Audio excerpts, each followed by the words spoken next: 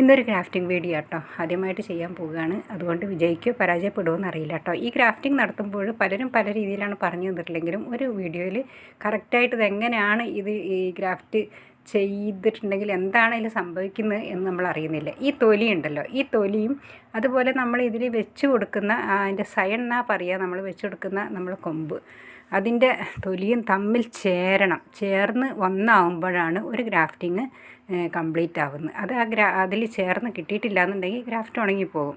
അപ്പോൾ അതായത് ഈ റൂട്ട് സ്റ്റോക്ക് എന്നാണ് ഇതിന് പറയാം. ഈ റൂട്ട് സ്റ്റോക്കിലുള്ള ഈ തൊലിയില്ലേ, ഈ തൊലിയും പിന്നെ അതിൽ വെച്ച് കൊടുക്കുന്ന മറ്റേ സയണിൻ്റെ തൊലിയും ഈ രണ്ട് സൈഡിലും പിന്നെ ഇതുണ്ടാവും.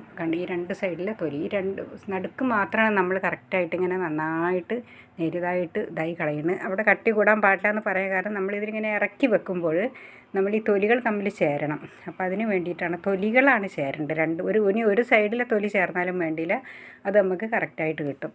അതാണ് എപ്പോഴും ശ്രദ്ധിക്കേണ്ടത് കേട്ടോ. നമ്മളിതിൻ്റെ തൊലികൾ തമ്മിലാണ് ചേരേണ്ടത്, അല്ലാതെ അതിൻ്റെ നടുവശമല്ല. അതായത് റൂട്ട് സ്റ്റോക്കിൻ്റെ ആയാലും സൈഡിൻ്റെ ആയാലും പിന്നെ തൊലികൾ തമ്മിലാണ് ചേരേണ്ടത്. ഇനിയിപ്പം എടുക്കുന്ന കമ്പ് അതിനേക്കാട്ടും ഒരേപോലെ വണ്ണം ഉള്ളതല്ല എങ്കിലും ഒരു സൈഡിലെങ്കിലും നിർത്തി വെച്ചിട്ട് നീക്കി വെച്ചിട്ട് തൊലികൾ തമ്മിൽ ചേരാൻ നമ്മൾ ശ്രദ്ധിക്കണം.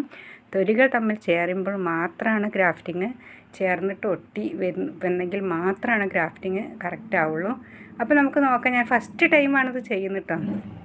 ഒരുപാട് വീഡിയോകൾ ഞാൻ കണ്ടിട്ടുണ്ട്. അങ്ങനെ കണ്ട് ഇപ്പം ഞാൻ ചെയ്യുകയാണ്. അതുകൊണ്ട് ഒന്നെങ്കിൽ ചിലപ്പോൾ ഇത് പിടിച്ച് കിട്ടൂലായിരിക്കും. ചിലപ്പോൾ എന്നാൽ ഒന്നെങ്കിലും പിടിച്ച് കിട്ടി നമ്മൾ ഗ്രാഫ്റ്റ് വിജയിച്ചു, നല്ല സന്തോഷമല്ലേ. ഇനിയിപ്പോൾ പരാജയപ്പെട്ടാലും ഞാൻ വീണ്ടും അത് ശ്രമിച്ചുകൊണ്ടേ ഇരിക്കും.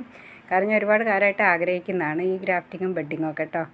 അപ്പോൾ ഞാൻ ഇതിൽ 4 കളറ് ഞാൻ ബൊഗൻവില്ലേൻ്റെ വേറെ 4 കളറ് ഇതിൽ കൊടുത്തിട്ടുണ്ട്. അതുപോലെ ഇതിൻ്റെ വേറെ കൊമ്പും കൂടി ഉണ്ട്, അതിലും കൂടെ ചെയ്തിട്ടുണ്ടായിരുന്നു. പക്ഷെ അത് പിടിച്ച് കിട്ടാത്തതിൻ്റെ കാരണം എന്താ വെച്ചാൽ അതിൻ്റെ മുകളിൽ എന്തോ വീണ് പോയിട്ട് ഗ്രാഫ്റ്റൊക്കെ ആകെ അലങ്കോലായിപ്പോയി. അപ്പോൾ അതുകൊണ്ട് അത് പോയി. അതുകൊണ്ട് അതിനിപ്പോൾ കണക്കാക്കിയിട്ട് കാര്യമല്ല.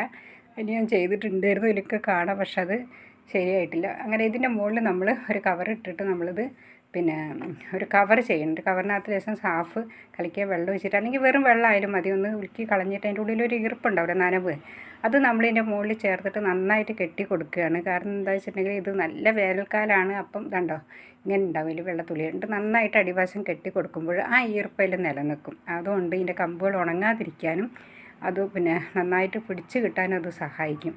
അപ്പോൾ അതിനാണ് അങ്ങനെ ചെയ്യുന്നത് കേട്ടോ. അതെപ്പോഴും ശ്രദ്ധിക്കേണ്ടതാണ്. എന്നിട്ട് തണലത്തേക്ക് നമ്മൾ വെച്ച് കൊടുക്കുക. മഴയും കൊള്ളണ്ട, വെയിലും കൊള്ളണ്ട, തണലത്തേക്ക് വെച്ച് കൊടുത്ത ശേഷം 2 മാസം കഴിഞ്ഞിട്ടുള്ള റിസൾട്ടാണിത് കേട്ടോ.